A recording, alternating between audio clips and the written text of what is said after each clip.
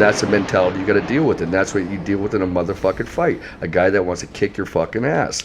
And not every fucking great fighter out there that's been around the block, journeyman, this and that, whatever, wants to go in and kick your ass that day because he's been doing his whole fucking life, and you're not getting the fucking energy that you need for a fist fight. And that's proper condition, huh? Facts. Bingo. Retweet that.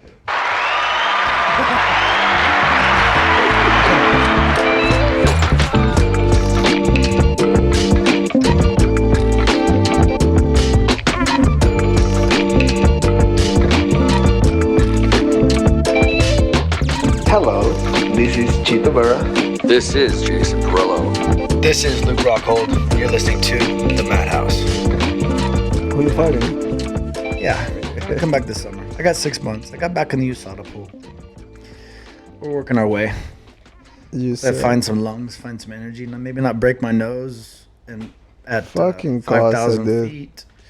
Maybe there's a few things I could fix up in that. Maybe have some real sparring. Maybe have some wrestling. Maybe, I've honestly... What you need to do is beat the shit out of the not-so-real sparring, and then you start working on bigger sparring. You know what I mean? If you're getting fucking... If that little kid's getting your heart rate up a little bit, bud. Hey, let's be clear. Me and Chito both spar amateurs, and he's sparring an amateur all the way up to his... Some of the best number one fighters I've contender ever fights met in my life fucking sparred. What happens is there's a different... me in there? Well, when you get your heart rate up. Just because I'm when that kid gets your heart rate, his last fight, a lot of sparring was with that kid, with Elijah. A lot of your sparring, but that was perfect matchup because he fucking would imitate Dominic Cruz. It's not so much about the guy in front of you. I mean, it's getting the right sparring. Yeah. Why it's good sparring? Why will give you a problem? Getting good. Yeah. But what happened is amateurs like that. That's why you see a lot of pros, high-level pros in boxing at least. I could talk about boxing. I could talk about fucking MMA as well. I mean, Bisping was sparring with Jay Lynn when he was a fucking kid. You know what I mean? We were sparring with him before a lot of fights, Anderson Silva fights. It's the right sparring. It's guys that are vibrant. They're really fighters. They got guts. They got toughness, and they got that young energy going. And that's what you need to fucking sharpen up for in a fight. You don't get in a fight and all of a sudden you're like fucking Mr. fucking cool. You know what I mean? You got to be able to develop that Mr. Cool by fucking getting in front of that energy. That youthful energy is powerful. That's what you're drawing out of. You know, you're not in there. You're not looking for some. Who do you want? What's that dude you're trying to spar with in San Diego? Have this motherfucker come down, and you guys are both fucking feeling like shit. You're both 37 years old, or he might even be fucking 33, 34, but he's been through fucking the trenches. And at the end of the day, then you guys wake up. He fought with his wife. You fought with the 3 fucking hookers you banged last night. You know what I mean? Fucking. A little more on the plate. You know, whatever. It's just a different mentality. But now you go in there. You got all that going on in your life. You don't feel like even going into the gym because you've been doing it your whole goddamn life. Now you got that 20-year-old kid in front of you that fucking you when you were a kid. He's going, fuck this old man. I'm going to get better and I'm going to beat the shit out of Luke Rockhold today. That's what I want to do. That'll make me fucking hard for days. And then you're like, you're in there and that's the mentality you got to deal with. And that's what you deal with in a motherfucking fight. A guy that wants to kick your fucking ass. And not every fucking great fighter out there that's been around the block, journeyman, this and that, whatever, wants to go in and kick your ass that day because he's been doing his whole fucking life, and you're not getting the fucking energy that you need for a fist fight. And that's proper condition, huh? Facts. Bingo. Retweet that.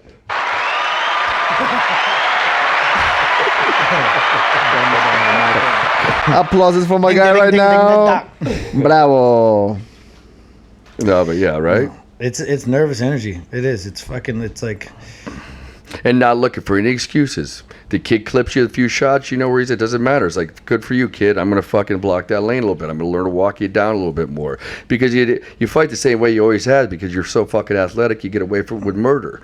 You know, you get away with a lot of bad habits. You don't even realize they're bad habits because they're part of your rhythm, your slickness, and then fucking, that catches up to you. You know what I mean? You fucking get back to the basics, get back to a proper base, and fucking actually start fighting a little bit. It'll actually protect you because you put your head in a lot of bad positions. You go into fucking certain places with your legs straight up in the air. I mean, fuck, that's the physical part. And I think when you're talking about different sparring partners, like I got to get these better guys sparring. It's not about there's physical adjustments in your body mechanics that you got to make adjustment to while you're in a fight. And sometimes a 20-year-old kid's your best fucking. Is your best rabbit you got in front of you. You know, when that dog's running, dude, they got a rabbit in front of them. You know what I mean? The faster that fucking rabbit, the more that rabbit's going to keep you on your toes, the more you got to deal with it. And that's where you got to build the physical part along with the psychological part, obviously. So, yeah. No, I'm just thinking, like, on the way back, it's like having the wrestling. Having like someone I can really like, I got to get back to that type of my style where it's like I'm not just purely a striker. It's like I've added that wrinkle. Like I guess the boxing we're working on is coming along. I'm finding that flow and that rhythm of power more so than I ever but have. you're not wrestling with it right now, obviously. You know, but you get a better base, a better stance, a better read on, more calm, really, in your mind. Because you're fucking, it's nerve wracking. That kid's trying to knock you the fuck out, and guess what? He's got a big enough sock to hurt anybody. You know, so it fucking put you. I mean, it's. And I got everything to lose, and he's got everything to gain. It's like fuck. You got everything to win too. You're trying to win a fight. Yeah, no, I know. I need to come back. You can try to get in shape to win a fight. I mean, if you today's sparring was better and harder sparring than you did for any rounds for the Paulo Costa fight. So if you look at it like that, like you didn't do shit. You were fucking, not to mention you were running from city to city during the Paulo Costa fight. You go to fucking up north, you go to Florida, you come back, you go here, you go there, you know, at the same time, because you knew what you were doing psychologically, because you fucking forgot what that was going to feel like to get in a fight. We all do. I don't care how many fucking championships you have. You know, I really don't, because I've seen, I've worked with enough champions and know that fucking they forget. I mean, I'm not gonna name names, but I have fighters that fucking, I know that fucking did everything from fucking sleeping in the fucking tents that make you fucking feel like your altitude of 20,000. You know, every day is a grind. They think like how Chito's thinking right now, and that's what really fucking makes you better. It makes you fucking when you lose, get you where you need to go. Reassess. Well, you forget. That's what I'm saying. So you're jumping around city to city, right? Because you know you're doing, and you're going. You're looking for great workouts too, but you're looking for great workouts. You're not looking to fucking, you know, to get ready for a fight. And it's no disrespect on you, and it's nothing about. I'm not talking down to you or nor calling you a coward or a pussy in any way. You know what I mean? I'm just, your athleticism helps you get away with murder. You used to train like a fucking dog up, you know, with your boys at AKA and fucking, that's when you guys all became champions, because you guys were all fucking competing together. You know, and technically this morning you were competing. You know, you were competing how to win a fight. You know, and that was something you weren't doing in your last fight. But what showed up in your last fight was heart, and that's what's giving you the mindset to you. Listen, we got to remember this. At the end of that fight, you were fucking in tears, and you were hated fighting. I saw it in your eyes. I was the first person you fucking hugged. You came off the fence, you looked at me in the eyes, and I saw you and said, I fucking hate this shit. You know what I mean? And I believed you, and I understand why. You know what I mean? Who could blame you for fucking loving that? You know what I mean? Especially all the years you've been doing it, you know? But also, you know, it did that. It made you remember, it made you hate it, but it's the same thing that I'm talking. I'm hoping I make sense here. You were going to city, right?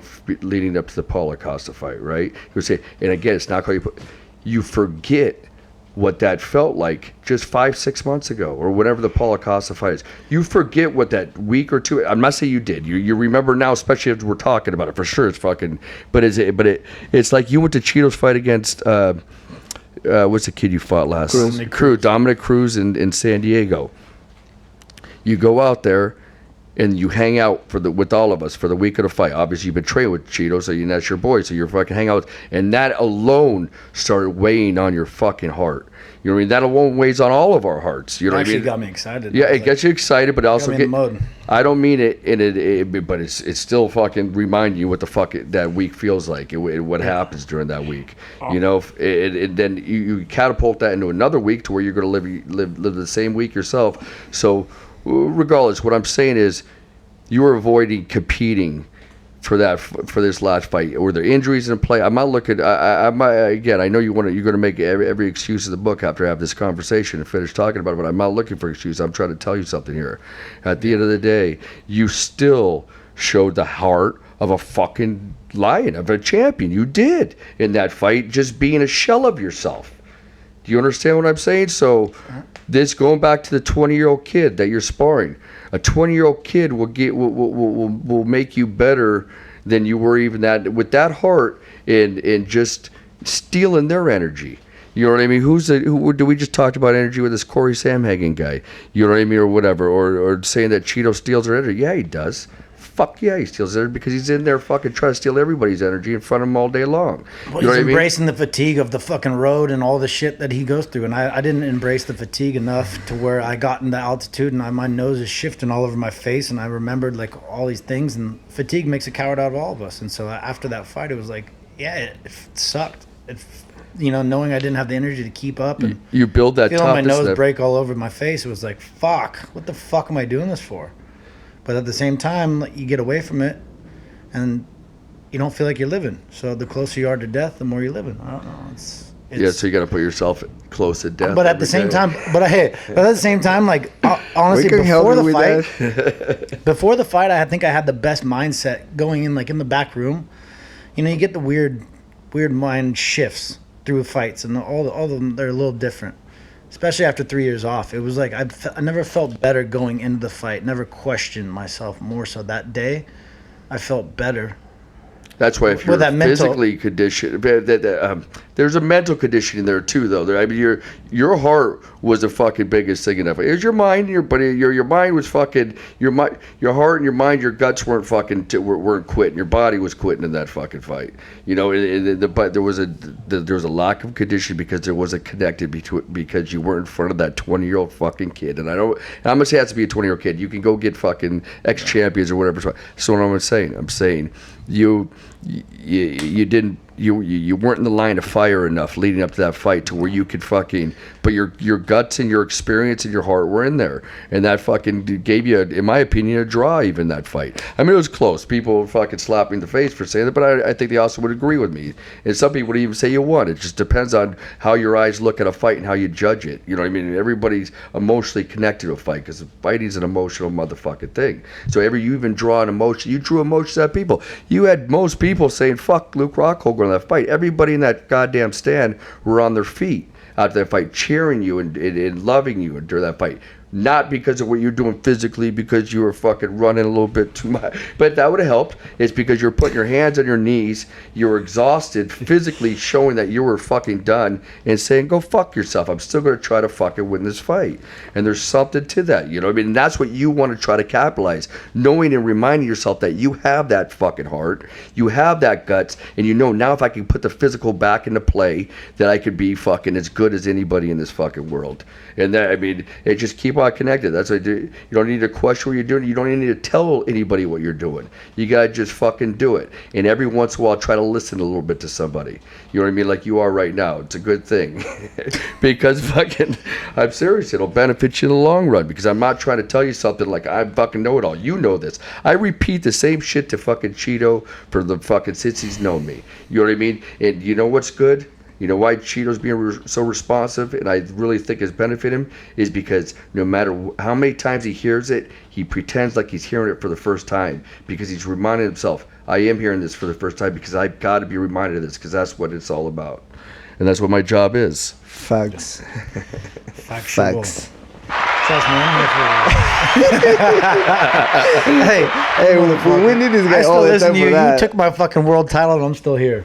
But I think there's a lot of it. Obviously, everything we pulled from down here, watching Chito and keeping it real, and it motivates me to get back. And I know the mistakes I made. I took so many years off. It's like trying to figure out what the recipe was, and then obviously getting it wrong, but knowing I can do better.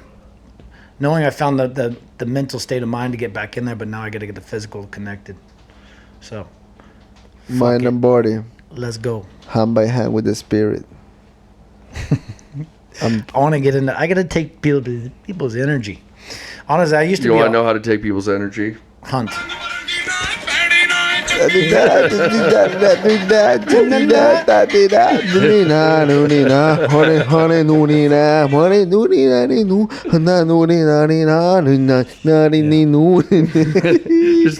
Just have it the whole thing like that, and we just sit. Fucking go for it. You doing it? No.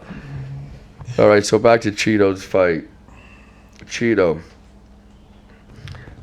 what's your game plan for Corey Sandhagen? Well, I want to go in there and, hit him with some shit. Don't get hit and go home. With a bag full of cash, baby. Come on. Get the cash. Guy is busy, though. Yeah, no, I know. I think that's a great That's fight the for thing. anybody in that division. He could beat anybody, just like you could beat anybody. But I think it falls a little short of the other couple guys. But this guy's going to be the most raw. This guy, after you beat him, it's going to make it. Granted, there's some better wrestlers up front, with Aljamain and them, but I don't think they realize the development that you're getting there as well. But No, the neglect. it's your fucking. But Corey Sandhagen's very well rounded, but he's a little fucking lighter in the ass than you are. As far as his frame's concerned, he's longer, taller, the whole 9 yards. A little bit of a bigger guy, but he's not. And those are the simple things of the fight. He's going to talk very calculated about things. A guy like Corey Sandhagen, because that's the type of guy he is, and he's smart. It's basically what he said already. He's calculated. Is about Cheetos takes energy, and that's the most important thing. Where he's so worried about numbers and busyness, where it's like that transition back is like finding those openings of energy and taking it and changing the pace of the fight, because it's like you got to wait, see it, feel it. Or a lot of guys just force their way through and they try to add up numbers, and it doesn't really add up in the end with the top guys, I'd say. Yeah, he doesn't get hurt too, so he's tough. He got dropped by that spinning back fist, followed up by the left hand or whatever that. And Yan's a big puncher. Yan's a guy that can fucking put anybody out. So obviously, but he recovered it because he's in tremendous shape too. He's smart. He's smart enough to run. He gets the same shot. He's not going to be used to somebody that's as good, if not better, shape than he is as well. So and it's harder to see Chito's conditioning because he's not as much volume. He doesn't throw as much as a guy like Sam. Sam is so busy. You think to yourself, how does this guy keep going? He's so busy. But again, a lot of times busier guys can hold their endurance a little bit more because they're not big punchers. That for some reason the bigger shots you got, I don't know, maybe it just naturally takes a little bit more energy out of you. But I think Chito being a big puncher, but as good a condition, he can throw as much volume as Corey Sandhagen. He just doesn't think that way. Corey Sandhagen thinks well behind his volume, throwing a lot of punches, a lot of kicks. He's reading what's going on, and usually he's a longer frame guy and taller guy, so he can see. He's got a lot more room and a lot more distance Get to away deal with it too. to work with. So yeah, it's interesting. Again, of course, this probably won't go. This isn't going to go up anywhere, but Or maybe it does. Hey. But he's going to be surprised that there's going to be a lot more in between stuff going on that he doesn't realize. There's again more wrinkles to old Cheetah Boy's game. Wrinkles are into the game, bitches. Come on. Wrinkles. It's nice that word wrinkles been added. Where does Sandhagen train? Where's he at? Colorado. With the I don't know who his trainers are. not like who are Kamaru's they? guys, huh? No, he trains with the other gym.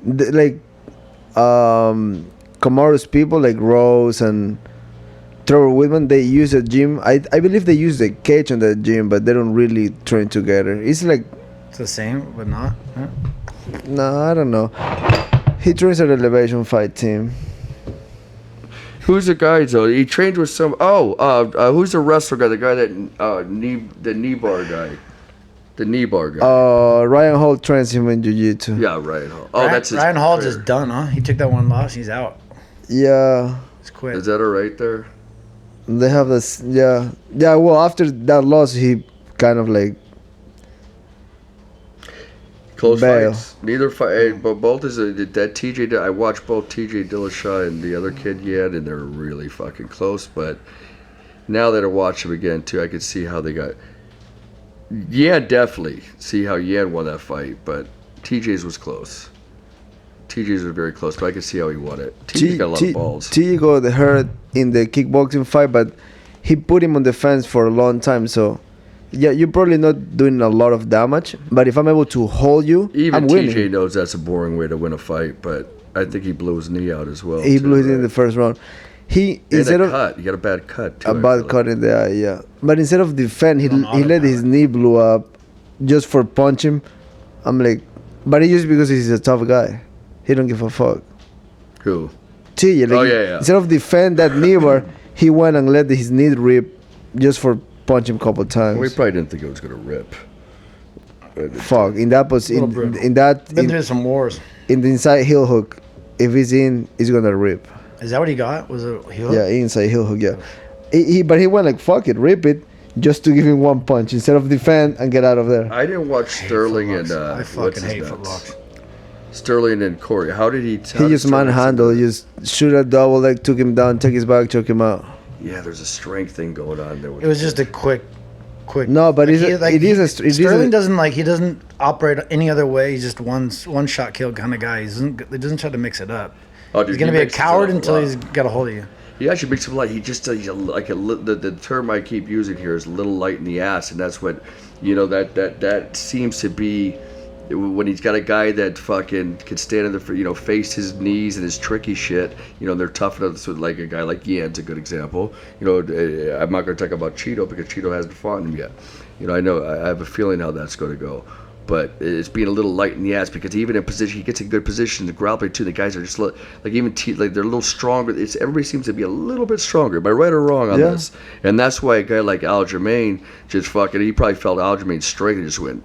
Would he catch him at a guillotine or something? Rear naked choke. A rear naked choke. Yeah. I don't even think I've even seen that. He don't even get scramble. It was almost like it was almost like 30 seconds, right? Like Wyatt grappling with Max. Like fucking like a that. guy just trying to get out of it. Yeah. He He don't even completely do that. overwhelmed him. He thought he was going to go for a fight, and he just went in straight for a wrestling match, right? Right. Watch that one. Of course, he work on. He's getting better at it, like everybody else, right? If you're actually working on something, but it takes time. Yeah. Who's he knocked out? He knocked out Frankie. Moraes, Marias. Oh, that's right. And then who else? then that's it. Has Marias been knocked out before? Like 6 times in a row. No, for real. Before that fight? In between the fight, Oh, yeah. Rod It's like Fong a knocked him bad- out, San Hagen knocked him out, Son Yadong knocked him out, Merab stopped him with the strikes in the ground. So it's not like he stopped a guy. Yeah, a lot of good guys stopping him though too as well. But yeah, I got you. Is he just not was he not taking shots well? What did he knock him out with? I don't know why I didn't see that. He threw a spinning heel kick and he barely got touched and he just went down. Rod Fong too. Sterling got knocked out by that guy too, though, right? Yeah, but Is that the only loss he's got? yeah. Well, no, he lost by decision. The other fights he lost He lost to Bum back in the day, I think, right? to Brian Caraway, to Yeah. Asunsaro. But a guy like Starling, if you can stop his wrestling, Yeah. he really he goes on panic mode. No, no. If he cannot take you down, he gets desperate. That's when he lost out of desperation and just being on panic He mode. turns into a little squirrel, just running around everywhere trying to find a leg or a foot. That's the thing he sees with you. He thinks you just because that one fight with Jose was like you're the easiest avenue to get a hold of him. I know. As obviously your star. that He's is actually growing, been too. trying to take guys down every fight. The last 3 or 4 fights, he's trying to take guys. Like, he just trying to mix it up. I'm not necessarily thinking he's going to take him down and try to do something there. If he can, I guess if he sees there's something, he really tries to be a mixed martial artist. I guess at the end of the day, He's right? a student of the game. He's a student. That's how he thinks. He thinks up and down. He have He a tries to throw notebook wayward- and write techniques. Today we drew the amber. He seems like a guy like that. Yeah. Maybe he's got a head for it. I mean, that's what. The big man creates us all equal now, doesn't he? You know, so where he makes up and being light in the ass, he makes up for it in fucking how he thinks and with his speed, because he's fast too. There's definitely speed there. He's fast. He's athletic. He's really good fighter. He's dude. awkward. He's a guy that you should Nothing's be worried traditional. of. Yeah, he is. If He's you're a guy you fighting, should be worried if of. you're fighting him, you should be worried of him. 100%. Him and the rest of the top 10. He could beat anybody in the Exactly. all those guys. That's how I think. It's a great division, actually. There's a lot of the top 5 guys. Anybody, all you guys are. Everybody's a champion in that division, right? I mean, in that top 5. It's dangerous. So And he's as athletic as anybody in the division. I think he's probably one of the most well-rounded guys actually in the division. You know, I besides you, you know, obviously I have you as a guy that's should beat everybody. He's perfect for the next fight because that's a guy that we're supposed to beat. We need to beat that guy. We need to beat all of them in order to be the best bantamweight of all time. It's the only way to do it. You know what I mean? The only way to be a champion is be ready or ready to. I mean, you're there now. You're ready to fight anybody. What's Corey's wrestling background? What's he got? Has he got like some college at all? No. doesn't seem like.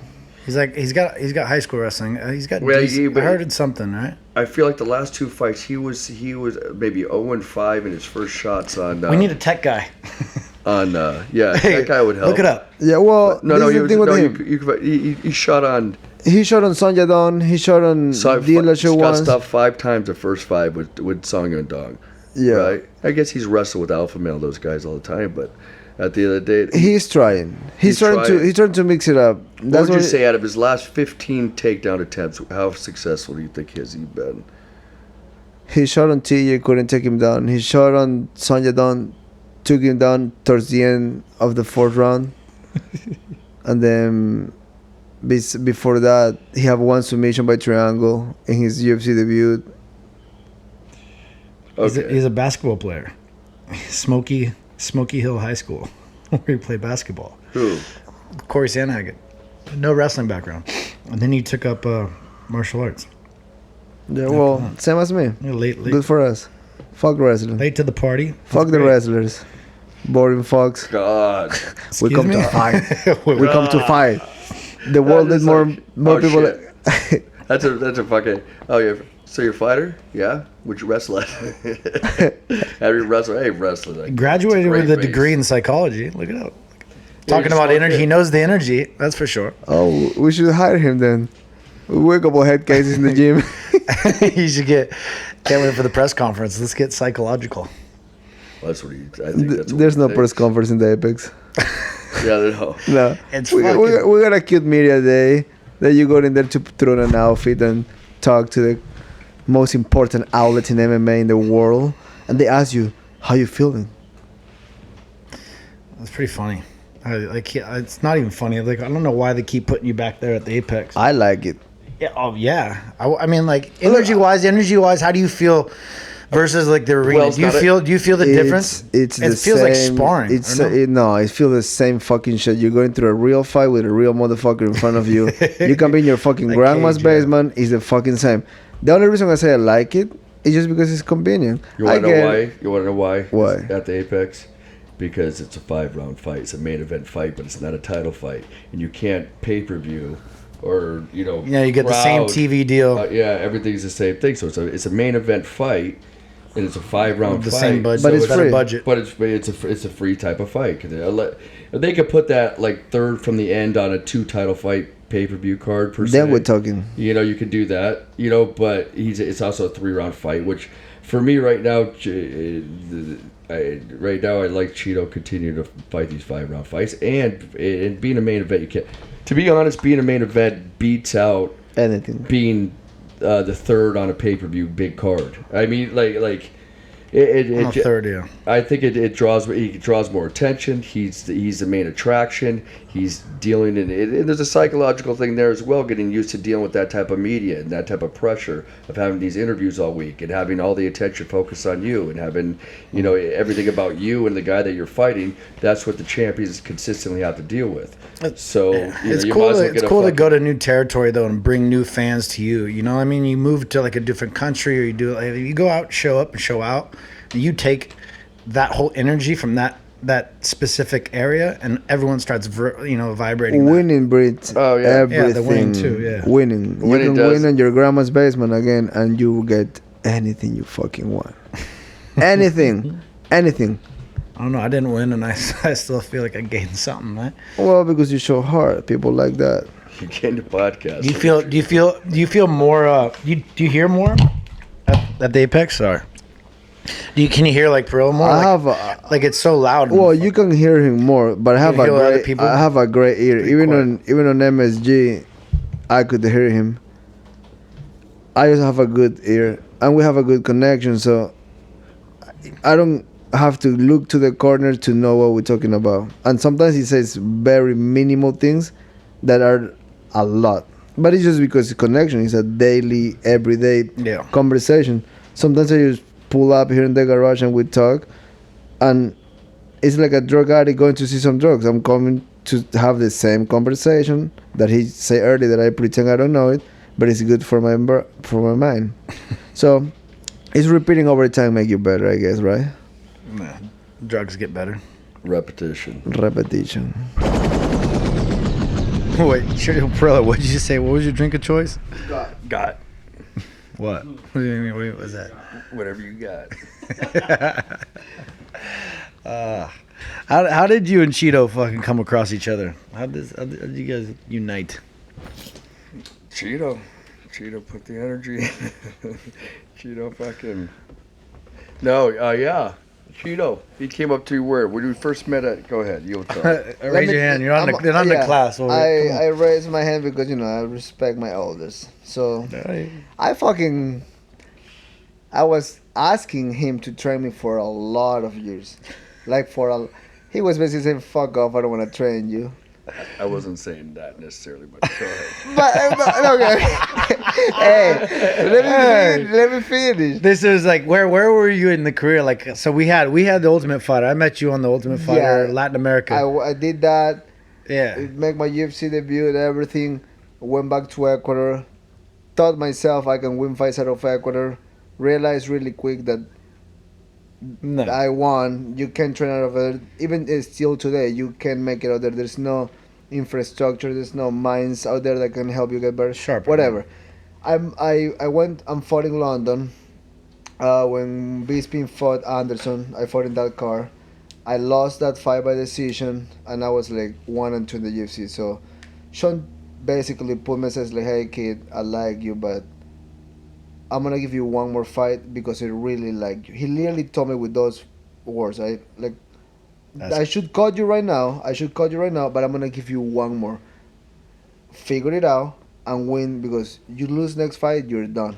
Yeah, because that's how I felt coaching against you. I was like, I like this kid, but let's get him. Like, you fight him, fucking take him. Well, my first fight in Ultimate Fighter, knocked the fuck out of the Mexican.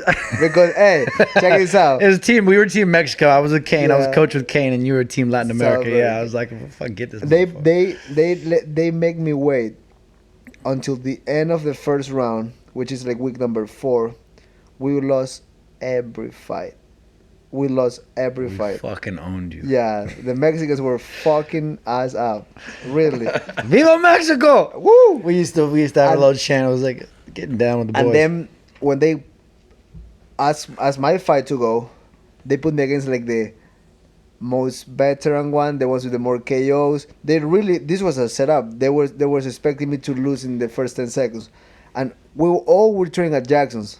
And back then they all were owning me. Like, they all would beat me up, submit me, take me down, beat the fuck out of me in the stand-up. But, I just kept coming every day to the classroom to get better. But they knew it. I was the easiest fight out of them. We went and fight. First round, kind of competitive. I probably lose it. Going to the second round, it was like 30 seconds left. Fucking ab kick. Right in the fucking mouth. Out cold. Dead. And that was the first win for South America. That shit was huge. That was almost as big as win, because we were losing in the first round. I remember that, yeah. Stoppages. Like Verdun, there was a point Verdun was like, I don't want to be with this motherfucker. They fucking suck. But that was early. That was probably the first thing the UFC did. No, it was the first thing the UFC did in South America. We were like the first experiment. Let's see what we can do here. Yeah, I remember trying to drag the whole culture in. And the experience was great, but going back I think it was more about more about Mexico. Oh, no. It was all about Mexico. Like, they were like, Ultimate Fighter was for Mexico. Yeah. We were just what they need to look good, to be honest. And again, and then finished Ultimate Fighter, went back to Ecuador. And then, I lost that fight in London, as I was talking. Shelby told me, like, hey, dude, you have one more chance. And then I literally, on that trip, I told my manager, like, yo, like, without knowing him, like I didn't know really who he was or anything. Like I knew him through the phone, and I asked him like, hey, it's okay if I fly back with you to Cali? And he told me. What are you talking about? I'm talking about when I fought in London. Okay, you're talking about Sean Shelby? No, I'm talking about my manager now. Oh. He's trying to find you. I tried to come to the U.S. Oh, got and then you. once I get to the U.S., I moved with my manager house and everything. And then I was like, looking online, what's It's up? right there, Parillo. Oh, the lighter. Let the man get his smoke in, eh? And then I want to smoke a cigarette, but I can't do that to you guys. I mean, I could, but you could, but you can. I won't. What is that thing that looks like It's a piece little of cake? roach. There's a roacho. I got Or a Cheech and Chong. I got a couple of roaches in the car. I like a good roach every once Oh, in a then, while. but after that fight, I moved to Cali. Then I knew he was around. Then I was texting him like, "Hey, it would be cool to train with you one day." 4 years later, he replied, "But it's okay." I went back and go, when's the first time you were? I read 2016, unread. It's all DMs. Yeah. I was sliding hard in them. Hey, but eventually, And who'd you have this time? You had BJ at that time or no? Was it, he was still Bisping. going? Bisping. It was Because all Bisping. Bisbing fought on Because the... you're always one at a time, pretty much. Yeah. You had Bisping or couple. Well, Bisbing and Bisping, Cyborg Cyborg. were champs at the same time. And then Yeah, fuck you. BG was before that. Yeah. Fuck. That's a hell of a win. that's a hell of a win. Hell of a win. I was there first row. Okay, let's go back first. I'll fucking fix this. Can we No, eventually what happened was, didn't we end up running Yeah, into too bad each you weren't other there at for the TJ's? first fight, first Okay, row in fucking so Sydney, Australia. I was fighting. Fucking cunt. Okay, wait. So, coach came to Dillas's gym one day. I think he was helping Dillas, and this is a week before the card in LA. And I was training there for like that day. And I was like, hey man, can you train me? Like, I was looking really to train with him, but I couldn't leave my older gym because I was like, if I leave my gym, think he's gonna grab me. Then he don't grab me, I'm fucking. At least have something that I have nothing, right? And I was like, can you train me? And then I won the fight. And then after the fight, he started training me like kind of like once every 3 months. Yeah, come on, come to the gym. I will come to the gym, train, and then. And you were just traveling out here? No, I was living Were you here. living here at that point? I was living here. I was just trying to get him kind of full time. Now that I'm in, I'm like, fuck, I just come every day until he likes you. But I like to ask. If you don't tell me come, I won't come. That's my personality. Because I don't want to feel like. Yeah, and I don't fucking- really tell anybody to come, do I? I just Yeah. like, see you tomorrow. People just get it in there. Yeah. But now I tell myself like, fuck, I should just show up every day. Hey, I'm here. Huh. But I like to ask. I'm respectful. And then from that fight on, we were turning in and on a little bit. And then eventually I was just like, you know what? I'm going to train here full time. Fuck, I'm not going to do nothing else. And Parillo. It's been going good so far. Number 4 in the world, my man. Thank you. I think that's not really accurate, really. I mean, who was above you? Sean O'Malley. Check him off. Yeah, it doesn't really check. But, that's good. And if he's having close fights with Jan, check him off. It's like, come on. That fucking little prick declined to fight me, so he can talk shit. He should be pissed, man. I feel like he got robbed over and over again. If you're getting screwed by that fight, I feel like he won the first fight easy. I mean, like that. Well, he he got lost the title. he got Disqualified. right? He was winning that Disqualified. Lost a very close fight that I thought he kind of took. He was that really second winning fight that too. fight. With damage and everything, I felt like The second fight, I put it like this. The first round was an ugly round because he was putting pressure, but he was getting clip coming in. Second and third, the other guy, Aljamin, took his back. You won the round because he took the back the whole entire round. And then fourth and fifth, he won. So it's 2-2. And then they gotta figure it out who won the first one, right? I like to look at fights and like if you go to like a questionable decision at the 5 rounds, who do you think wins the fight in the 6th and the 7th round? You know what I mean? That's the way the fight. That's the way I would judge a fight. I think that's The what, Aljamin fight. I mean, it's like who's gonna win in the war? Who's gonna survive? I would have and given who's the gonna fight die? to Jan if I was the judge. Yeah, But those exactly. those judges are fucking pricks. Yeah, it's They're fucking blind. The guy's working his ass off and getting fucked back in left and right. It's pretty brutal. But And then the O'Malley fight that I didn't saw not one person saying that O'Malley won. So you gotta give that to the fucking. You know, when the fights got close and 50% says he's so he's still undefeated apparently, right? Is that what you think? So? Yeah, I guess so. Yeah. My elbow says a different thing. Yeah, but that's his publicity, right? I feel every time he makes a shirt or talks about it, he's putting my name out there even for free, right? So thank you for that. Appreciate you, man. God bless. God bless. Well, I met Parillo. Well, I think I was coming down. I used to come down here a lot. Orange County back in the day. Party a bit. Be a single man. Try to find love, But you never found love. Try to hold a hand. I remember I stayed with some girl and I was like, I rang up Pat. I was in between. I was off my Tim Kennedy fight, I believe. It's like just doing nothing and just drinking and being a dumb shit and Drinking and banging, that's what you say? Hey, what? Hey, I love it. That's life. And I rang up Pat and I was like, hey, anybody who wants to work tomorrow? He's like, oh, Bisbing's around. I'm like, oh, this motherfucker. I was like, yeah, let's go. And I remember I went out and I had a couple bottles of wine with some girl. Woke up the next day and just had no real care. Came down to the gym, met Parillo and fucking Bisbing. I think you came in a couple times before we. I think we trained together. We right? trained, yeah. We trained a couple pad rounds. Figured while you were in town, I said, hey, Pat lined it up. Yeah, let's get them sparring. We actually did. I think we didn't. Wasn't down in Huntington Beach though. I don't think we sparred. We went to a different gym. Yeah, in Huntington Beach, I believe. I remember them. Didn't we use small gloves too? Like Bisbing was getting ready for Brian Standerson fight, and I was like, Brian I was like, all right, here we go. And he's all pumped up. He's like 3 weeks away from this fight, and he wants to test me, the Strikeforce champion. Oh, that's right. And I remember he tried to bring it, and I was just like, fuck, we're going toe to toe with small gloves. I haven't done shit for 5 weeks. Here we go. And he was just coming at me with everything he had.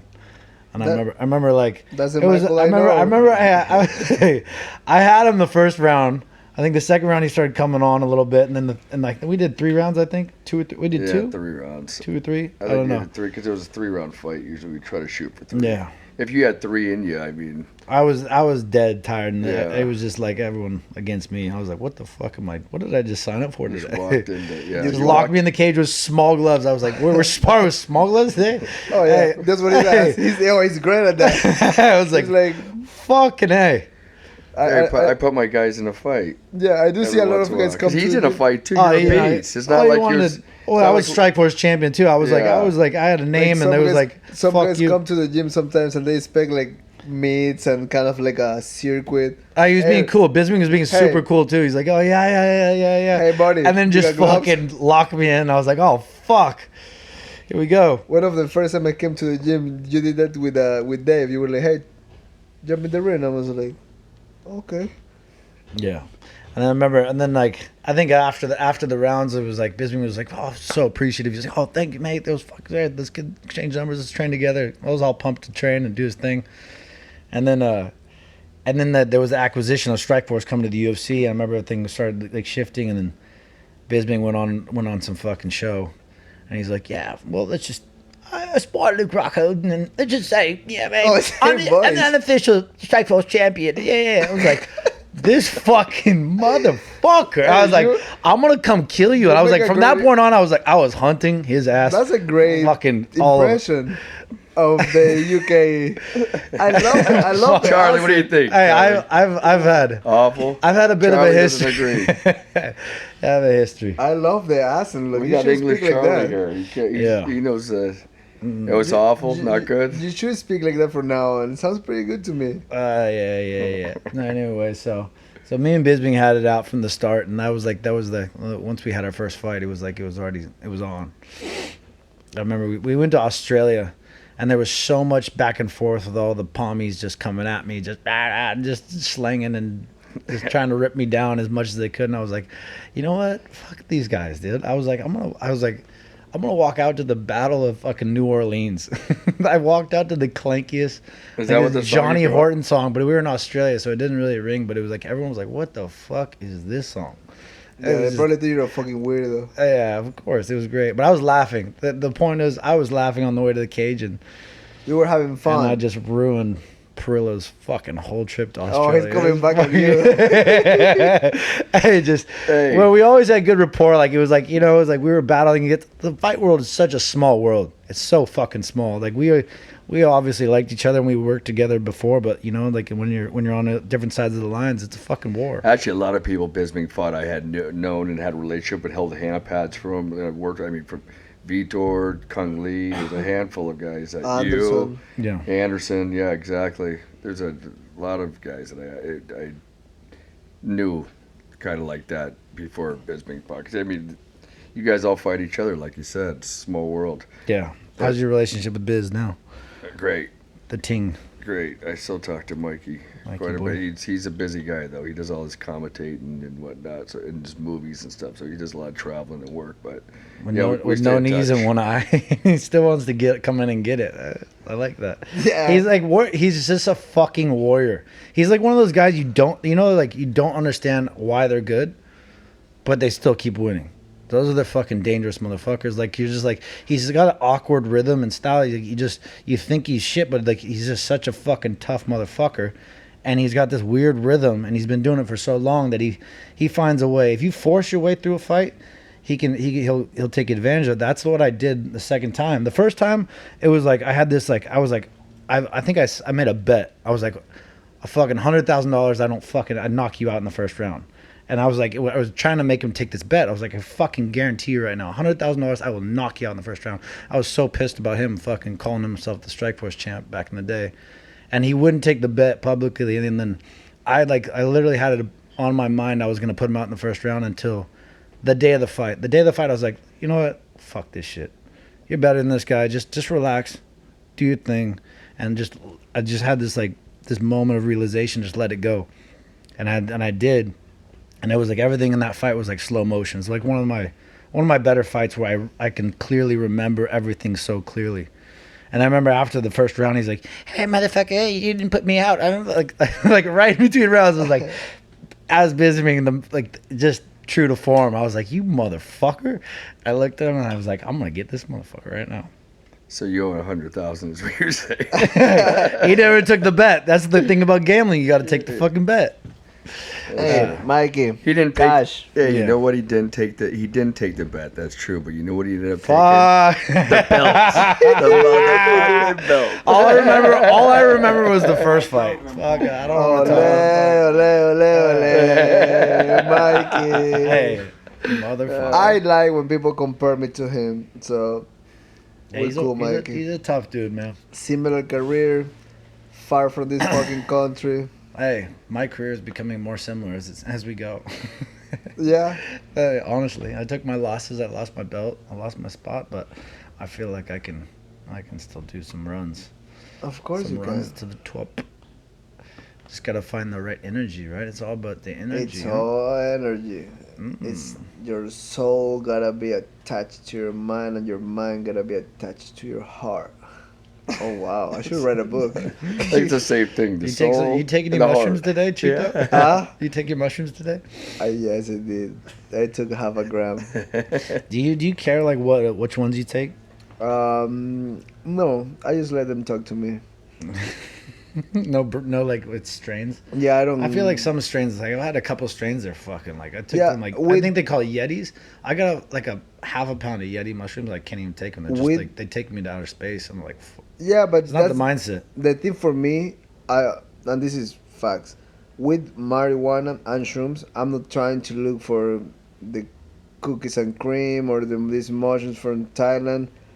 I just do it when I feel I want it and when I feel I need it. Especially with the shrooms, it's more like I don't have a scale for them. I take them whenever I feel. I don't take them every day, but when I've taken them, I feel them. I let them do the work on me, and I like it because I'm not trying to fuck around or have fun. I'm really doing it. Oh, it's when for I need it. perspective. His perspective is everything. It gives you such a clear... Actually, that's really what helped me on quitting smoking last time was Shrooms. mushrooms. But I was doing like an eighth at one time a week. Yeah, we were thinking to do it together one time, Yeah. and then something After a happened. fight. I we were was thinking- munching eights. You build a tolerance to it. because because that's a heavy one, and then that gets you kind of in that little different zone.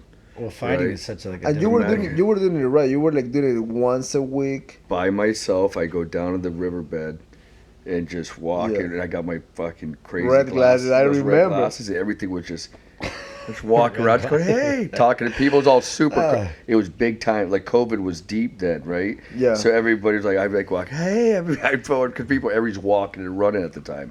Everybody decided to get in shape, weirdly enough, during COVID. Did they? Well, anybody around here at least were. Well, And I'd just be shrooming my balls off, just walking around, just tripping on it with those glasses on. But God, it really did help with the cigarettes. I love it for running. For running, it's like you forget about your legs, your breathing, everything. when you I- just go. You just it's endless. I don't do it on every time, but on some 13, 14 Well, when you milers, microdose and run, you don't do an eighth. Yeah, of one a time, run. one time, I do 1 gram for the 14 miles. The eighth on the run. Just, what the fuck am I doing?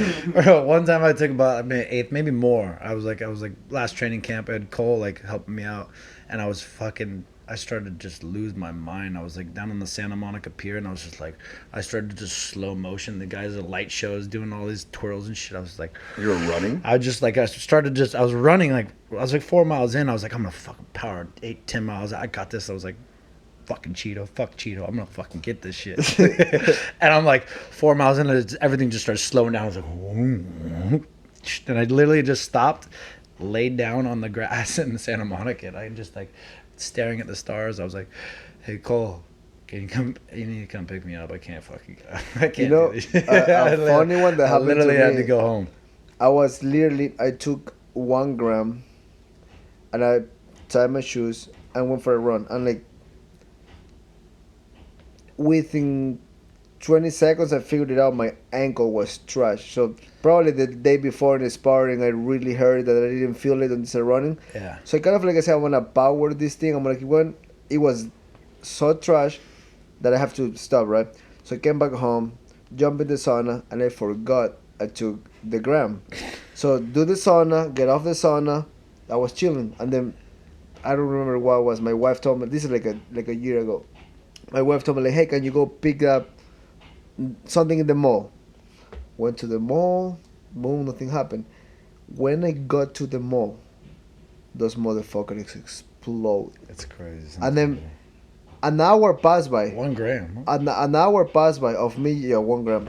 But normally I do it for a 30-mile run, so I don't really feel it. Yeah, I went to the mall like 40 minutes after that, and I forget about the shrooms. And an hour passed by in the mall. I was just walking around, just wondering why I was in this eternity walking around.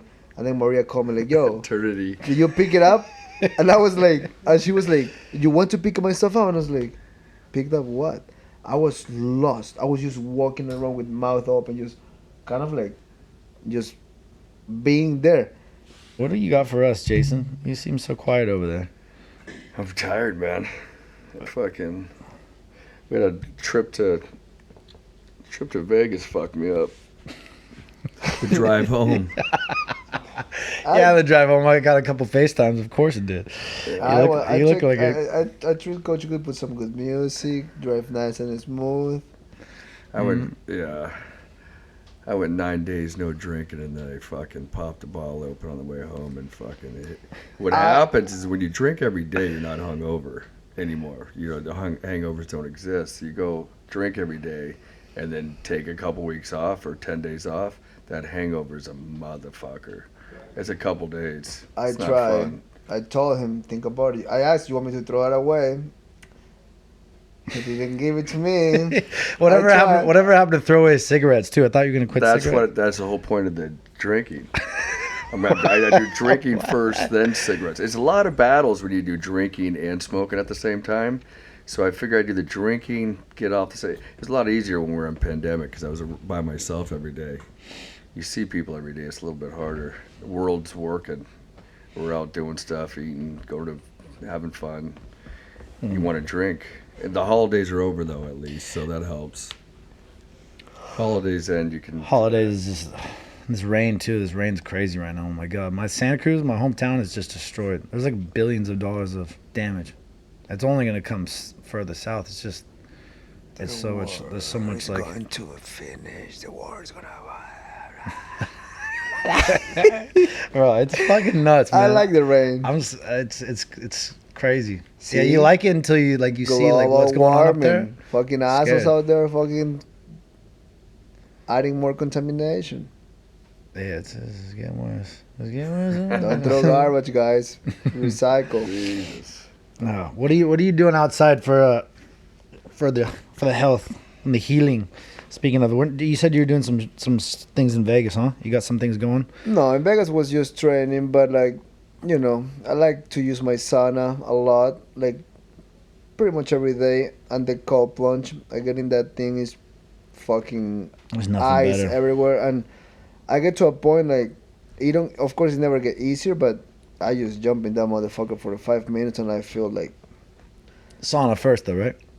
Sometimes I go ice first. That's fine. Just for the challenge of it. I go like, and I do it late night. That's a different. If I'm challenge. gonna do ice, I jump in the ice around 10 p.m. just to fuck with myself, Yeah. and I love it. That's And in then I there. sleep like a fucking baby. I wake up the next day, ready to fucking kick ass. Don't you do ice, Luke? I do ice, but I don't go in that bitch first. Fuck that. I mean, I maybe within 5 weeks of a fight, I might think about it, but like, Yeah. But you know I ain't getting in that thing. But it's like everything. I always say this. It's just like it's just repetition. The Yeah. first time I did first ice, I almost fucking. It's mindset, I regret yeah. it, and then the next time I was like, it's not too bad. That's why I do it at night, because it's cold. The wind is cold. I say fuck it. It's like a hangover. It's like drinking. When you're drinking all the time, it's not that hard. But Exactly. when you fucking you're not doing it, you feel the hangover. You know, the hangover is like it's ice baths and drinking. It's very relative to each other. But you I know? do it. I do it pretty That's why you often. don't stop. You just keep plugging away. You drink every fucking day while you're sitting in that goddamn ice bath. Now you guys see Yeah. where I take my consistency is from Yeah. pops. They say that like, you're supposed to experience the fatigue after like a training session before you get in an ice bath, because like the you want the body to absorb that like kind of the inflammation and what you did. So they say like 60-90 minutes, I believe, before you get in an even ice the bath. So you want to same- let the body kind of like just Even atrophy that, even to that doctor, absorb. that doctor that comes a lot to Rogan. What's his name? Ooh, fuck. I don't know. He's got No, but- every other week it's a doctor. No, What but are you talking about? It's like- this doctor talks about longevity, health. I know his name. It will come out.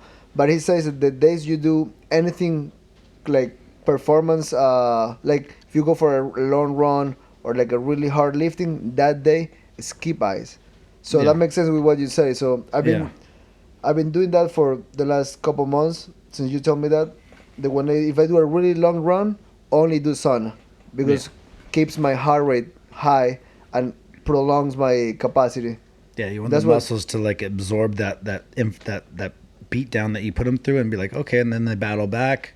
Because if you Like- just jump into ice, then it's like it kind of cancels that a bit. It makes your body You a little basically softer. fuck it up. Yeah, you're right. It softens you a bit. You know? Dr. Rhonda Patrick, she talks about that. Like when you go for a really long run or any type of cardio, straight to the sauna, increase that base because your heart rate keeps going crazy.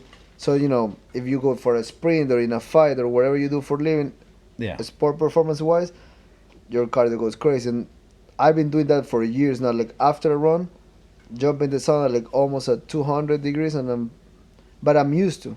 Yeah. That's what probably. And you like the I used to do back in the day. I did it quite a bit back in the day. Was the hyperbaric chambers. And everyone they said it's a bone, the brain, but then like a lot of it's like soft tissue. But I never figured. I was young enough. I feel like I'm more in tune with my body now, where I feel more of what works and like where to go, and like I've been doing it for years, and I honestly, for me, it's more like longevity, like make sure my body when I retire works good, my brain is still healthy. You feel it though, like I do feel it. feel it. I swear by it, and I don't fucking get it for free. I pay it, and I pay a not lot cheap. for it. It's a real not deal. cheap. That's why when I tell people I'm not selling you anything. I pay for that thing. Yeah. Actually, You're gonna buy one? Huh? I'm buying one after this next fight. I already order it. So as soon as I What get does the something thing, like that cost? 30 grand? Something like that? I'm paying for mine close to 40. Yeah, they say 30 and then you get taxed and everything Yeah, else. but And then, then like, gets to your house, it's 40, 45. Yeah, How I'm big buying. is it? Like as big as a bed? It's like a bed. Yeah, it's like a tube. You just There's some new let ones them- now. They're sick. Like you can sit back like on your laptop. You're just kicking it. The ones that I wish I can have is like 130, 140. But like the benefits of that is like the only difference like the other ones, like the really big metal ones. I'm getting a metal one too, but the other ones is like, you know, if you're getting an amputation because it goes way deeper, because it's basically you're going under the sea, so you can get a lot of oxygen. The one I'm getting goes only max to like phase 2. You're doing Which the oxygen's a big boost too. It's like Right. I used to do that a lot back in the day, and you're pumping pure oxygen as you're in there, and you're getting that Right. compression and that But density. like the difference on like the real expensive one and the one that I can afford is like don't go to deeper phases, which you will only need that if you get again an amputation or a broken bone. So Yeah. I'm doing it for recovery and brain health. Yeah. It all comes down to like forms of circulation. There's another thing, the EECP. It's a crazy thing. It like works against the pulse of your natural blood rhythm and pulse, and it's like it just contracts your legs at a crazy rate. It makes it looks like you're like humping the air. You're like pumping. And it's like it's crazy, but it's all circulation. Our That's body, why we're our bodies are just depleting, and nerves or everything's like deteriorating from the start, from when we're basically dying from the moment we're born. That's So why it's we're like, healthy, because you we're gonna gotta stop pumping. keep pumping that thing. Pump, Pump, bottom, pump. pump, pump, keep pumping up, and you know, pump Parillo- it Parillo's up, really done a and lot get of- your pump it up, and you know, pump You do it anything up. good for yourself, Parillo, lately? Oh, yeah. Took 9 days off of drinking.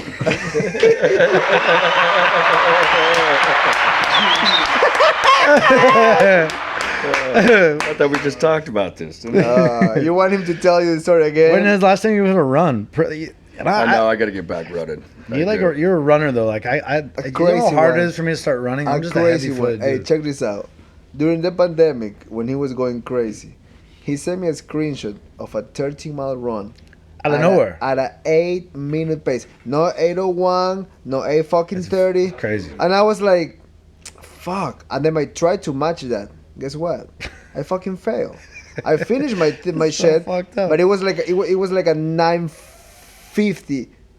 And then I was like, You've made it to the 8, so since then, haven't no, you? I made it. Yeah, Yeah. but when I tried at the beginning, I felt like 4 weekends in a row I was fucking. I'm like, how in the fuck he can do that? It's It's fuck. mental. Some I people never- just run. Some people, but Some people have like light footed too. They just that they're built better for running. I'm a heavy footed guy. If I try to run when I'm not like in shape, I'm dead. Everything, I get shin splints. I'm like fucking just, and a mile in, I'll be like I got nothing left.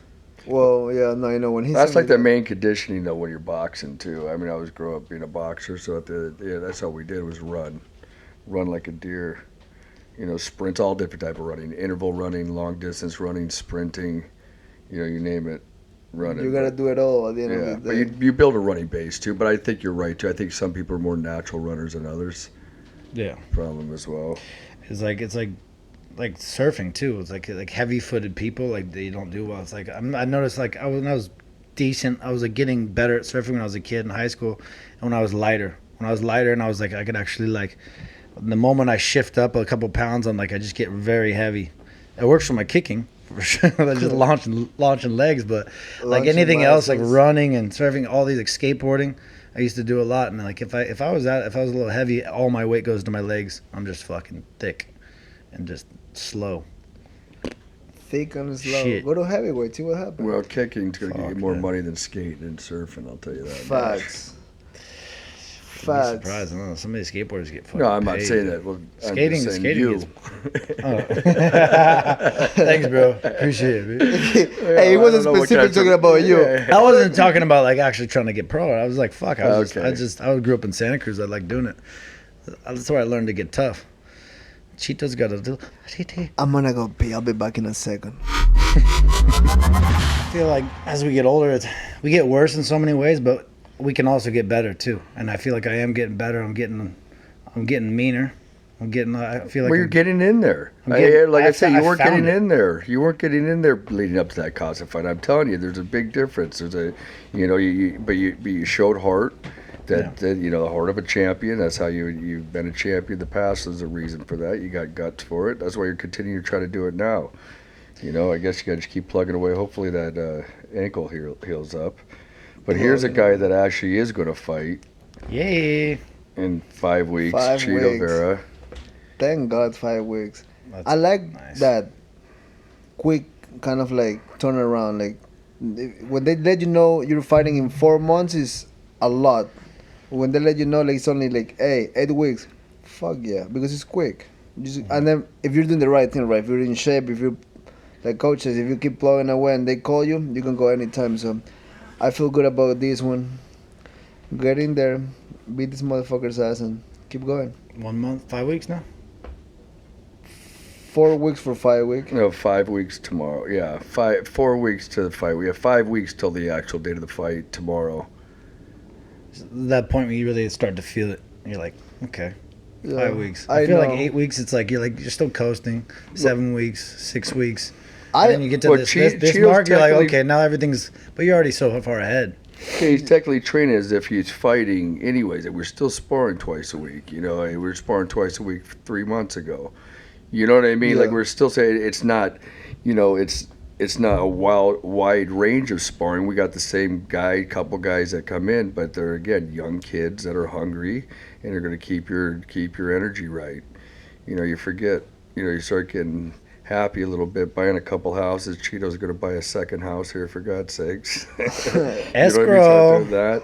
And Luke's already bought and lost houses. Just trying to show them the ropes, you know. Yeah. Hey, don't do this in 7 Couple- years. Yeah. Yeah, but I mean that's the nature of the beast too. But you got these kids that can't, they barely put gas in their car, but they're coming and they're giving you the work that you need. So that's nice. Yeah. I believe in that. I believe on just maintain the same training that you do for a fight when you don't have a fight, because I mean you can do all these new exercises or whatever the fuck science says, but you gotta fight to get ready for a fight. And if you're a fighter, you gotta still fighting. I do believe in a sparring. We're not sparring every day, but a lot of people when they don't have a fight, they're kind of like, wait till like you're fighting to start moving, and then your brain, your eyes forget about all that. So I think That's a we've been doing single pretty life. good. We've been doing pretty good for a long time. What's a single life? Your eyes get lost and they detract. Well, but you're a There you go. pervert, look. No, It's different. I just haven't found the one, Chito. What can I say? Hey, you gotta keep plugging away there too. Keep trying new Now the quick flavors. shift we get with the show goes straight from fighting to Luke Rockhold's love story. Oh. Luke, have you fallen in love ever in your life, buddy? Look at that face. He makes Never. him cringe. I got my dog. You want to make Luke Rockhold feel uncomfortable? Walk it. I Just like had, like- I bet you there's not a girlfriend you've ever had that held your hand in public. No, Could you come make her on, feel like come an on. asshole? Am I right or wrong? about that? Maybe holding his gym bag. Yeah, you had the gym bag. He's like, that's okay. You touched my hand. You know, no, I've had some girls. I've had a couple girls, but it's just like week? I've chosen the You wrong used to ones. kiss him? Did you used to kiss him too? I give a couple kisses here and there. You guys make up like with love, everything tongue to tongue. Hugged him. Treated him You guys right. are really trying to get this on me. Come on, let's talk. I loved a couple girls. I guess That's huge. it was there. Love That's to good. do It was there. I tried. How many months? I did tried, that and go? then you love the wrong ones, and I get. I'm getting old, dude. It's hard to find the one.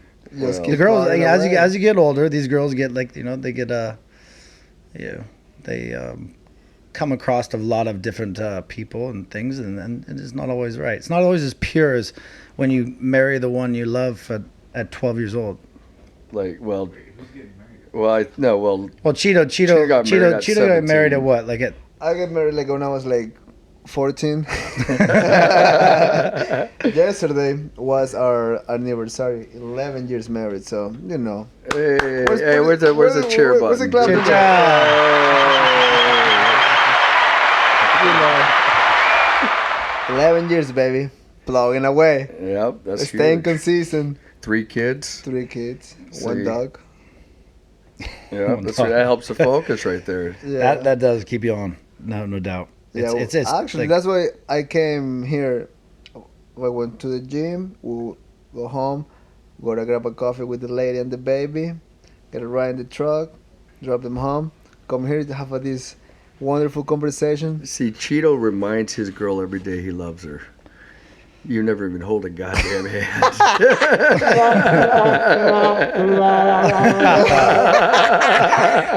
We're back to you, Luke. where's our theme song at again? Come on, Pearl, you got that on lock, right? Taki? We'll get it. We'll get it at the right Look time. at Wuju Yeah. though. Let me get it Wuju is set just up. like he's just the best. Yeah, we're just chilling. Yeah, my buddy. What are you doing right now? Building up to the fight, Chito, on the weekends, and what's your Most likely Monday through Friday in the gym. You know, we do the whole thing, right? We box, we spar, we grapple. And then on the weekends, either we go for a sprint or something like that. On Saturday, we coach. And Saturdays, I like to get my miles in. So now that I'm getting close to the fight, I don't do 13 miles anymore. So I keep it down to 10. And then in a couple of weeks, I go down to 5, 6. But I like to run. running's the best? Running make me happy. I think running has proved more champions than in fighting, in boxing, than anything really. There's that you find yourself out there on the road, no doubt. Not many people is willing to run by themselves. They need like somebody to help them, push them. I just go. I like to run, but I don't force my, like, actually for me it's like a hobby, but it actually helps me a lot.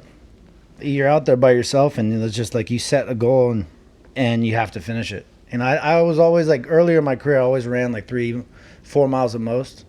And obviously listening to you and coming back, because that was the only thing that really kind of kept me going.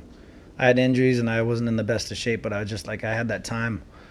You encouraged me to get out there on the road and get in that 8 and that 10 mile range where I pushed through and got those. And I think that helped my mindset more than anything, kind of going into my comeback and everything. It was huge for that mind state. And, yeah, running. I like different. running. It's my favorite thing out of fighting, and that's why when I'm not in camp, I'm going like 13, 14, and one of those runs will get you. You get to you. You love it when you're out there, or you love it when you're done? While I'm doing it, I'm the thought process, all the good shit going through my mind. Different. I keep a It's healthy traffic. therapeutic, man, Yeah, running. it's a healthy traffic of good thoughts, just going, thinking how I can get better, what I want in life, how I can improve, how can I stay consistent, like, because the mind goes up and down. Yeah. So same thing, you put your body in shape, your arms, your legs, everything. The mind is a motherfucker too. So you gotta keep the guy healthy, keep everything up there. When you go up in the 3rd, 4th floor, you wanna go pretty good. You gotta keep it together. You gotta keep it good. No, it goes, no doubt. It's like, I never understood swimming. Swimming, like, it's so mindless. How people like swim for the Swimming's cardio. It's hard, but it's just mindless. There's no thought process in swimming. Well, You're just swimming, and it's like there's no drawn inspiration as a cardiovascular tool to like get in shape for something else. I'm a fan of Michael Phelps, so I'm gonna defend swimming. I'm not gonna dude, like swimming is like track. It's like, why do you have so many different strokes? It's like running backwards on a track and giving Olympic gold medalists, skipping on a track and giving gold medals. It's like, what are we talking about? Like, But butterfly it stroke, takes like work. Like you're talking about the most Swimming's decorated, hard, man. athletes, quote unquote athletes, are swimmers because there's 5 different strokes. Hey, don't fuck with it's Michael like Phelps. That's running. my guy. It's honestly, it's like, Michael, I love you. butterfly is wherever the you equivalent to running backwards on a track. And why aren't we giving gold medals out for that? Okay, when I was Let's talk. When I was a kid, I used to compete swimming, so that's why I'm gonna keep battling you here.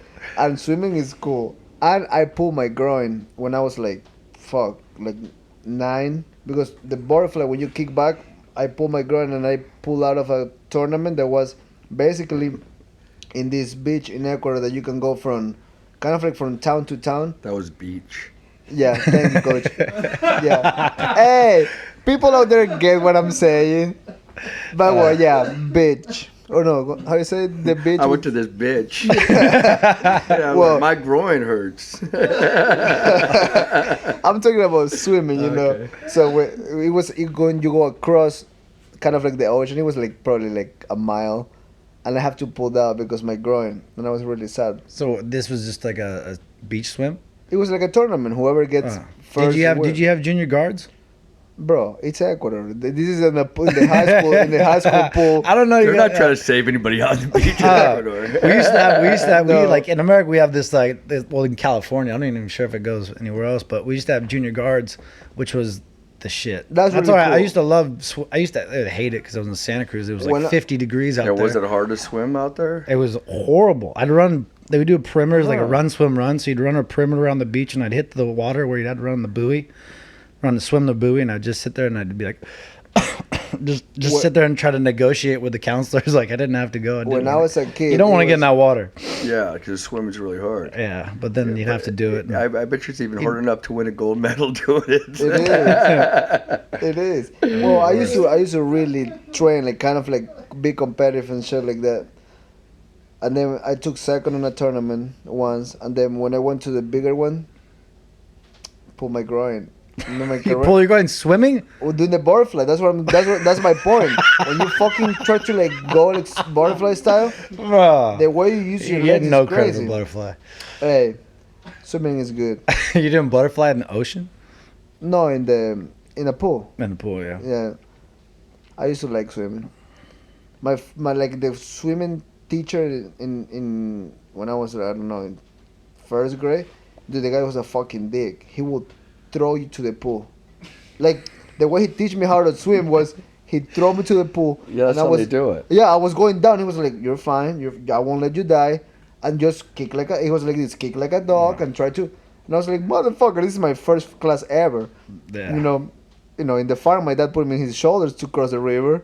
Back then, I was a kid. That motherfucker just threw me to the fucking water. I was like, "Yo, easy. Let me, you know." In the pool, though, right? Yeah, in the pool, but in the deep side, like. Did he have like a pole? When I did, it was like Nothing. they put a pole in the back of your neck, just kind of keep you. No, he was. scooped hold up you. out of the water. He would throw me, and he would jump, and he would sit next to me without grabbing me, and I was fucking basically drowning. Like I was like, water going in my nose. I was swallowing water. I was like, "Yo," he's like, "Calm down. I won't let you die." And then once he saw I was really fucked up, he will pick me up. "You're fine. Just kick like a dog. Just kick." And dude, probably that's And why. look at you now. Look at you now. Look at the kids these days. There's no competition. There's nothing at all. These kids are just. He just like that was the school teacher. That was like the how you call in high school. Well, in Ecuador we don't have. PE teachers called here. Yeah. No, but in Physical. Ecuador we don't have like wrestling, baseball. It was just a class that you do like conditioning, kind of like running, play. But it was basically playing soccer. There's no wrestling at all. in Nothing. Ecuador? Nothing. Like, Ecuador is very so small. in high school, it's so small. In high school, What sports did you have? soccer. Just soccer? It's soccer or a street fighter like me. That's it. No, like in school, there's only soccer. Only soccer. That's it. Nothing like me and the No. homies would bring like a baseball bat with a tennis ball. There's got to be and fuck baseball, around. yeah? No? There is, but Nobody only gives a soccer. shit. Nobody give a fuck. There's like a couple big teams of baseball that kind of like move around South America. No one's give a fuck. Soccer is the main thing. You go to soccer, you're fucking. Is it if you soccer play or soccer, football? Soccer, motherfucker. Football doesn't exist in Ecuador. Oh, is it soccer there? Huh? Yeah, like football, like No, I mean Ameri- like football. They call it soccer. Or yeah, we call it football. Yeah, but if I Yeah. say football, my gringos homies will think I'm talking about American football. It's soccer. Yeah. So that's all we have, soccer. Yeah. Is there any pro soccer players? Oh, there's great ones. There's like Antonio Valencia is probably the one the biggest ever. He went this. I like this guy because when he moved from Ecuador to Manchester United, he took Ronaldo position. That's a big shoe to fill, and he played like a motherfucker. He retired. huge. He retired now. He have his own team in Ecuador. He's a cool guy. I saw him last time we went there. Nice. Must be nice. I could retire, have your own team, fighting. You have his own team, and they play pretty good. They make a ton of money too. Oh, soccer players make a shit load of money. Huge. I mean, Ronaldo just moved to Dubai, and all those contracts for golf and soccer. It's crazy. Everyone's moving out there. 200 million a month, some shit like that. Yeah, I'm like, hey, you want me to carry your water, homie? Can we do a fight league over there? What are we doing? But check this out. In A Dubai, month? it's illegal to live with your wife if you're not married, right? He's not married with his chick. He's not married. No, he asked the Whoa. no, wait. He asked the country to break the law for him so he can live with his wife. And they say, yeah, you can do it. You're Ronaldo.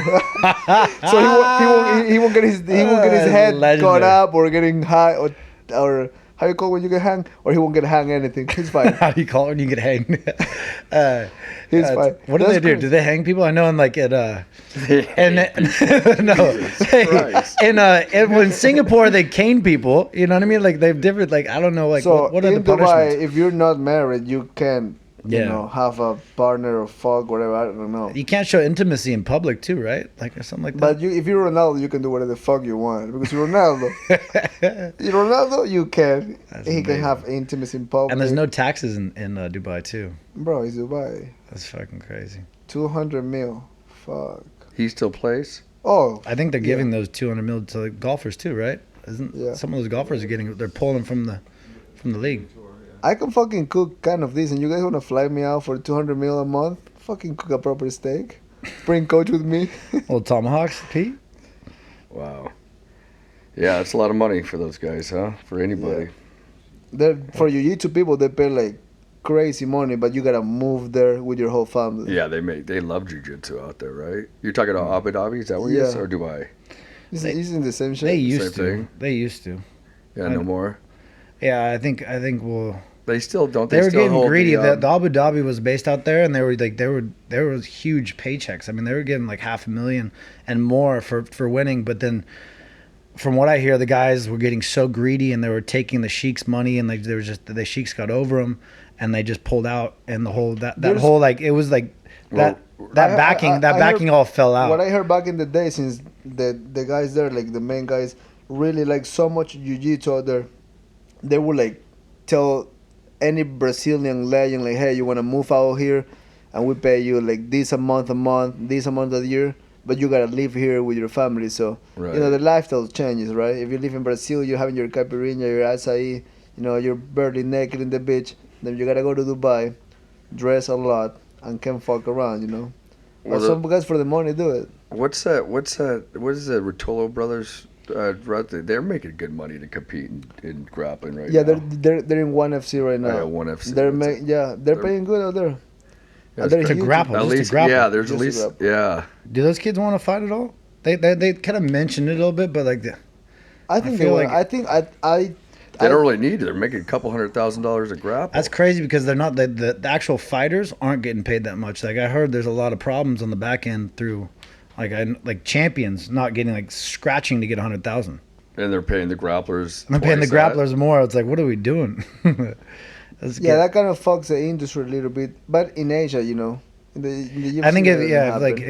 if you're not, I think it's kind of weird to say, but if you're Asian, you're not as marketable for them. It's like the outside influence of other fighters.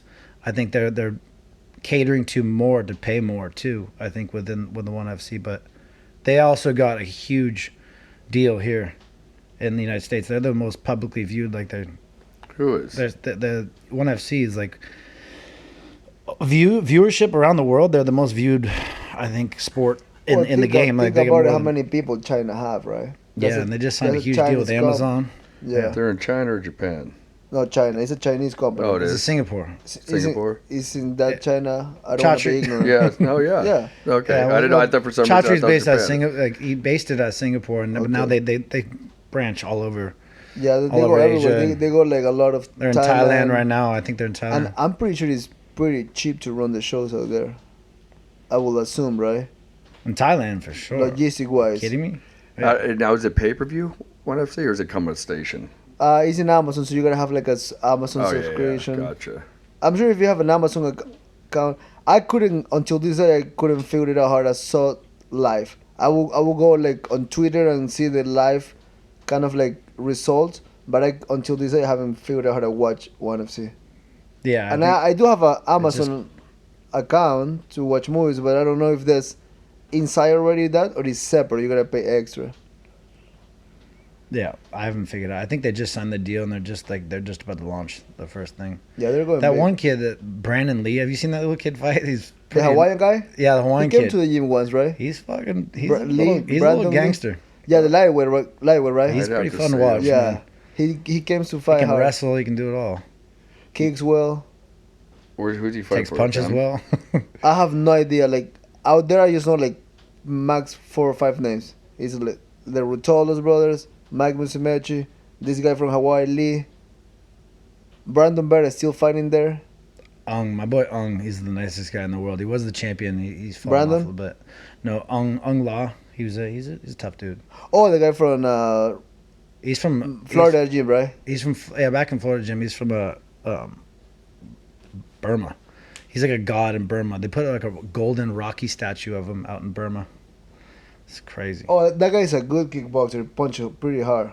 The guy you're talking about. Yeah. He beat the crap out of Brandon Vera. Oh, that's true. His And spinning he's way elbow. smaller. Brandon Vera like threw a spinning elbow on him, and then he threw a spinning elbow back at him and knocked him down. It was Oh, Oh, shit. yeah. I'm seeing Badass. him. It's crazy how Brandon is still pretty good and he's pretty old. shut up. How was it? Luke saying? No way. Hey, why are you looking at me? You just stare straight into my eyes. You I'm fucking sorry. asshole. Oh, babe. Hey, it's the He's same like a thing as year- like, he's hey, a year I'm younger than- sparring this kid again today. He's like, oh, he's like 19. Of course he's coming. I'm like, every time we talk about this kid, Wyatt, he always gets younger. Every time I'm sparring Hey, with him. well, okay. Every time. Okay, Chito's like, 21. I'm like, he's 21, dog. In my Come on. defense, he's 45, dude. That's a lot older than you. Okay, he's 45. 40 Damn, fucking dog. 5. Ooh. See, I wasn't calling you an old guy. Yeah. 45 years old. I'm Yeah, talking that's for fighting. In life, Yes. you still fucking, No chance. you know, I got. youth. But like, Brandon Murray is 45 and still fighting. Yeah. That's crazy to me. He's probably making good bread out there. I mean, look at Glover. Glover's still fighting at the top at what, 42? 43? Yeah, but Glover is a fucking. I would say some guys can and some guys cannot. That motherfucker looks like he's 20. Or at least feel. Maybe he have a healthier career. Who knows, right? Who are you talking about? Glover. Glover's been in the game for a long time. He's being man. knocked the fuck out. But Bad. Anthony, Gustafsson got Rumble, and Gustafsson. But Rumble KO was fucking. His teeth fly out. Let's give it. What prediction? What about this dude, Jamal Hill? What's his name? Jamal Hill. He Yeah. can fucking crack. He's just a.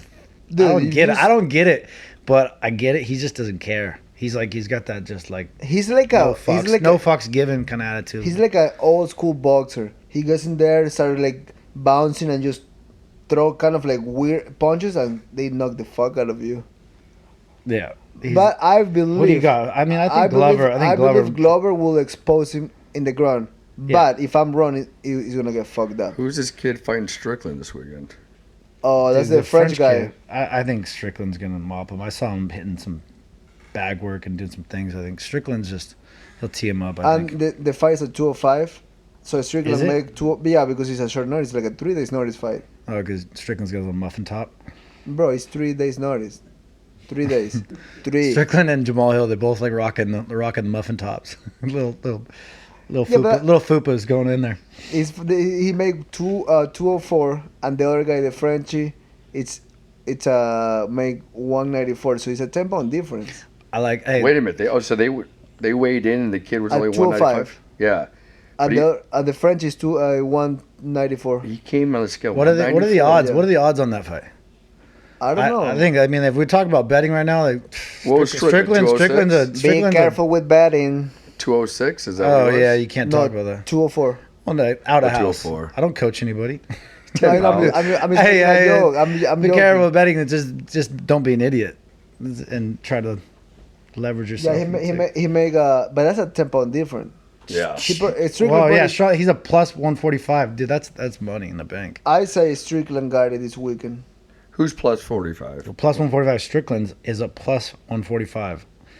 Ooh. That's dumb. I'm gonna put $20. Oh, I can. I'm going to fuck. put $20. I forget we can't bet anymore. I never bet in my life. Yeah, I've never bet It's on better fights. that way. Like really, I have never bet in Why my do you life. think? Why do you think the whole world's going to shit? Because gambling's taking over the world. It's bad, dude. You fucking sick in the head people gambling out there. It's bad, man. It's just taking They over. probably It's too put much like money. $100 in the hand and jerk off these fucking gamblers. Jesus. It's gonna be legalized everywhere. I love when he said What, Jesus. it's gambling? What are you talking? Oh, that's just taking money. That's a wrap for the MadHouse and these mad times. Enjoy the weekend. Play safe, bet safe. Until next time.